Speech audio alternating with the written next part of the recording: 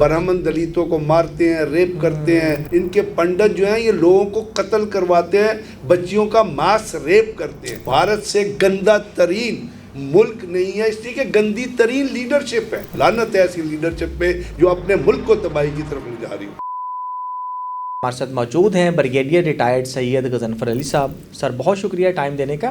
سر ابھی ریسنٹ آپ دیکھیں کہ انڈیا اتنا بوکھلا گیا ہوا ہے کہ لیجنڈ کا جو ابھی کرکٹ کا کپ ہو رہا ہے اس سے جو ہے وہ سیمی فائنل سے بھی بھاگ گیا ہے شاہد افریدی کے دیکھ کے، اور مطلب اسی طرح ہی آپ انٹرنیشنلی دیکھیں کہ ان کی کیا صورتحال ابھی بنی ہوئی ہے.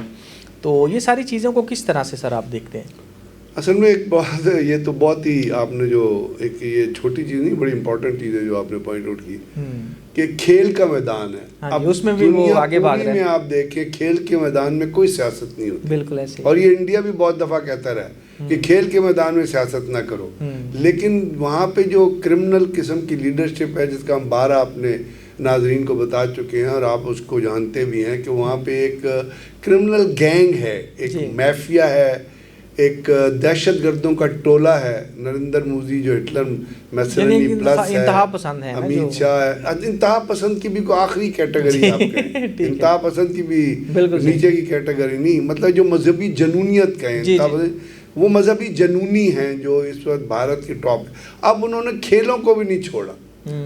تو کھیلوں کو نہ چھوڑتے ہوئے جیسے انہوں نے اس سے پہلے اتنے جنونیت اور اتنے مذہبی تفرقات میں بڑی ہوئی لیڈرشپ ہے کہ انہوں نے اس سے پہلے ایک اسکیم چلائی تھی کہ بیٹی بچاؤ بہو لاؤ. یعنی انہوں نے کہا تھا کہ مسلمان عورتوں کو، بچیوں کو فورس کرو انڈیا کے اندر اور ان سے شادی کرو، اور اگر اپنی بیٹی ہے تو اس کی شادی کسی مسلمان اگر ہو جائے تو نہ ہونے دو. تو یہ جہاں پہ یہ لیول ہو وی ایچ پی کے جو لوگ جو دہشت گرد قسم کی، جو ان سے اب کیا توقع. ابھی کھیل کا میدان ہے، باہر کا ملک ہے، انڈیا بھی نہیں ہے، انگلینڈ ہے، وہاں پہ ایک ویٹرنز کا ٹرافی ہو رہی ہے. اس ویٹرن کی ٹرافی میں آپ کے ویٹرنز نے کھیلنا ہے، پاکستان کے ویٹرنز نے کھیلنا ہے، آسٹریلیا کے ویٹرنز کھیل رہے تھے، ویسٹ انڈیز کے کھیل رہے تھے.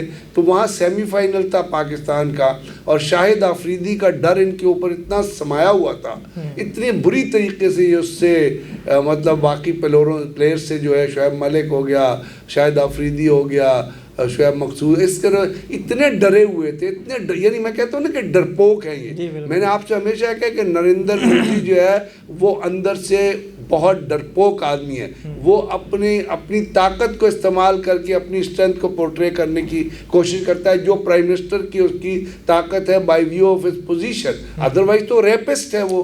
مطلب ہے اس کا اپنا نیو یارک ٹائمز نے اب ایک اخباروں نے لگایا تھا کہ this man has connection with the rape, mass rapist, جو ماس ریپ کرتے ہیں. اسی کو میں آگے بڑھاؤں گا. ریپسٹ کی آپ نے بات کی تو ابھی ریسنٹ ایک اور بھی کہ مندروں میں جس طرح سے ریپ ہو رہا ہے، ابھی ریسنٹ ایک انٹرنیشنل میڈیا کی خبر ہی ہے 22 جولائی کی، ہم پڑھ رہے تھے کہ ایک مندر کرناٹکا کا شاید وہ ہے، وہاں پر بچیوں کے ساتھ، بچوں کے ساتھ اور خواتین کے ساتھ ریپ کرتے ہیں اور بلکہ ان کو قتل کر دیا جاتا ہے. تو یہ بھی ایک بڑی اب شاید میں نے کہا نا، میں نے آپ سے اسی لیے عرض کیا نا کہ یہ میں نے نہیں، ہم نے پچھلے دنوں بھی میں آپ نے پورا ریفرنس میں نے آپ کو دیا تھا کہ this man has connection with mass rapist.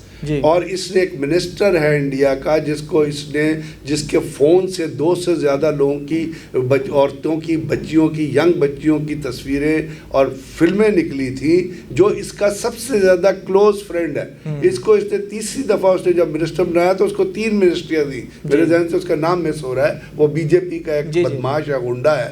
اب یہ جو آپ جس کے لیے بڑا دردناک واقعہ ہے، بہت اندوناک واقعہ ہے، یہ بہت ہی مطلب ایک دل خراش واقعہ ہے کہ آپ جس کی طرف اشارہ کر رہے ہیں نا، وہ ایک کرناٹکا میں اپنا ایک ڈسٹرکٹ ہے، دکشینہ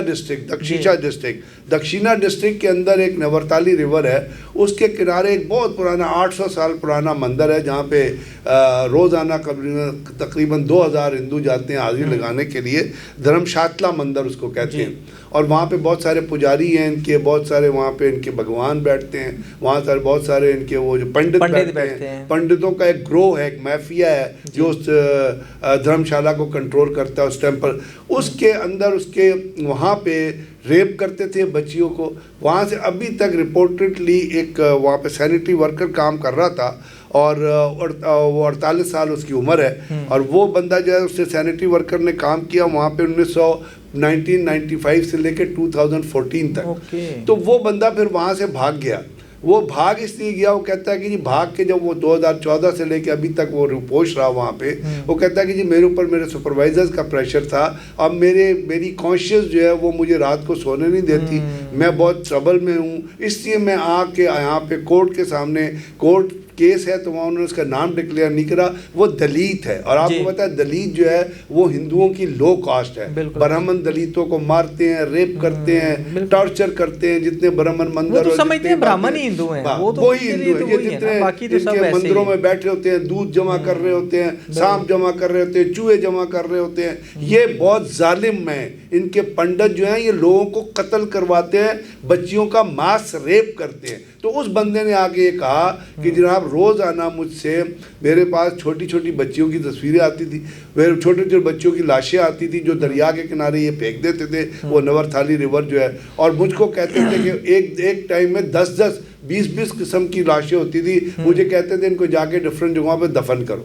کہتا میں جب ان کو انکار کرتا تھا, کہتے ہم تیری فیملی کو مار دیں گے, تجھے مار دیں گے, اور تیری بھی لاش کے ٹوٹے ٹوٹے کر کے ان کے ساتھ دفنا. اب یہ الجزیرہ کی رپورٹ ہے, میری رپورٹ نہیں ہے. یہ DW ایک بہت بڑا ٹی وی چینل بھی ہے, DW جرمن, ان کی رپورٹ ہے. انہوں نے کہا اس بندے نے آ کے کورٹ کے سامنے اسٹیٹمنٹ دی ہے کہ, اور نے کہا جی بعض کہتے تھے دفنا دو, بعض کو کہتے تھے ایسڈ سے جلا دو. کہتے جی تو ایک بچی تھی جس کی عمر کوئی 8 سے 9 سال تھی, اس نے اسکول کی یونیفارم پہنی ہوئی تھی, لیکن اس کے کوئی سینسٹیو اعضاء پہ ٹارچر ہوا تھا, اس کو برن کیا ہوا تھا, اور اس کے بعد اس کی گردن مروڑ کے اس کو میوٹیلیٹ کیا ہوا تھا. کہتا تو مجھے اتنا, وہ جب وہ ڈیڈ باڈی مجھے دفنانے کے لیے کہا گیا, کہتا ہے دبانے کے, کہتا میں نے دبا تو دی, لیکن اس کے بعد میں اپنے گھر سے بھاگ گیا. تو اس نے کوئی 14 سائٹس آئیڈینٹیفائی کیے, اور اس نے جب وہ کورٹ کے اندر آیا ہے تو وہ ایک جگہ سے ایک لاش کا اسکیلٹن کھود کے لایا ہے, اور اس نے کورٹ کو آ کے دکھایا ہے کہ دیکھیں جی یہ ڈیڈ باڈی ہے جو میں نے دفن. 14 سائٹس اس نے کہی ہیں, اور کہتا ہے مور دین کوئی 700-800 عورتیں ہیں, اور جن میں سے بچیاں تھیں, چھوٹی بچیاں تھیں جن کی عمریں 8 سال سے 10 سال ہوتی تھی. ان کو ریپ کیا جاتا تھا, ان کو مارا جاتا تھا, اور ریپ کے ساتھ ساتھ ان کے اوپر ٹارچر کیا جاتا تھا. ٹارچر کرتے ہوئے جب میں ڈیڈ باڈیز دفناتا تھا تو ان کی ہڈیاں ٹوٹی ہوتی تھی, ان کے گالوں کے اوپر جو ہے وہ کٹنے کے نشان پڑتے تھے, جیسے کسی نے ان کو ناخن سے یا کسی نے ان کو ہونٹ اپنا دانتوں سے کاٹا ہے. اور کہتا ہے اس کے ساتھ ساتھ یہی نہیں ہوتا تھا, وہاں پہ ہمارے مندر میں بہت سارے لوگ تھے جو بھیک مانگنے کے لیے آتے تھے. کہتا ہے تو مندر کا جو چیف پنڈت تھا اور جو جتنے اس کے ساتھ 8 جو لوگ ہوتے تھے, وہ کہتے تھے ان کو پکڑ کے لاؤ, اور ایک کمرہ انہوں نے بنایا تھا,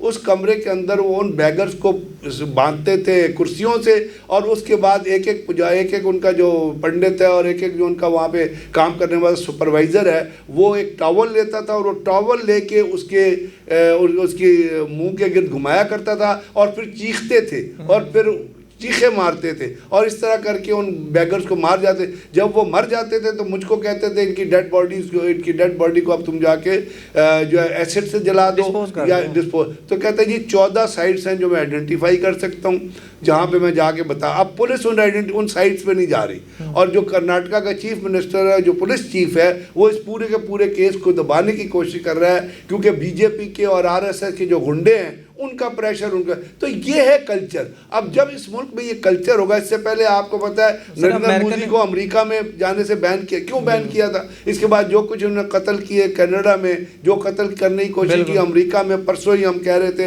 سر امریکہ نے ایڈوائزری بھی تو جاری کی ہے کہ ہماری خواتین انڈیا نہ جائیں. کیوں نہ جائیں؟ آپ کو یاد ہے انڈیا کے اندر ایک بچی فلم دیکھ کے نکلی تھی اپنے دوست کے ساتھ, تو اس کو اغوا کیا, اس کو بس کے اندر کچھ لوگ تھے, وہ نیٹ فلکس پہ پوری مووی موجود ہے, اور ریپ نہیں کیا, اس کے ساتھ جو ٹارچر کیا وہ انسان نہیں سوچ سکتا.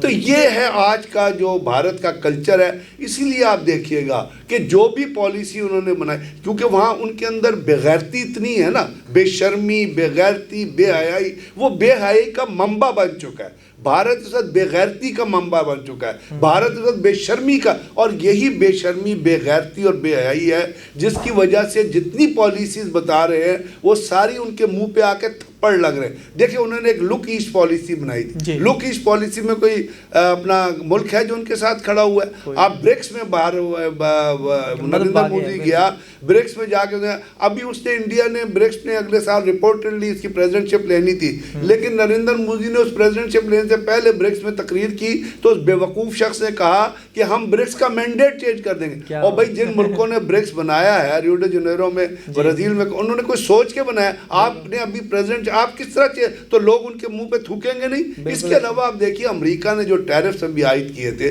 पाकिस्तान पे, उन्होंने 19% टैरिफ कम किया, अमेरिकी इंडियन प्रोडक्ट्स पे उन्होंने टैरिफ बढ़ा दिया। इसके साथ साथ पाकिस्तान को उसने ऑफर किया अपना ट्रम्प ने कि जी हम पाकिस्तान के अंदर ऑयल एक्सप्लोरेशन करेंगे, और जब वो ऑयल एक्सप्लोरेशन होगी हम इसके ऊपर भी एक प्रोग्राम कर सकते हैं। चाइना भी इसमें, तो भारत का इस वक्त जो हाल है, भारत सियासी तौर पे, डिप्लोमेटिकली, माशी तौर पे, इखलाकी तौर पे, मोरालिटी के हिसाब से भारत से गंदा तरीन मुल्क नहीं है, इसलिए कि गंदी तरीन लीडरशिप है, दहशत गर्द नुमा लीडरशिप है, जो पहलगाम का अटैक कराती है अपने बंदे मरवाती है, जो पुलवामा का अटैक कराती है अपने सीआरपीएफ के 54 जवानों को इसलिए मरवा दिया कि इलेक्शन जीतना चाहते। तो जब इस किस्म की हुकूमत होगी जिसका ना इखलाक है, ना म्यार है, ना सियासत है, ना डेमोक्रेसी है, ना उसकी डिप्लोमेसी है, तो उसके अंदर वो तन्हाई का शिकार नहीं होगा। तो इससे ज़्यादा और क्या होगा। लानत है ऐसी लीडरशिप पे जो अपने मुल्क को तबाही की तरफ ले जा रही हो।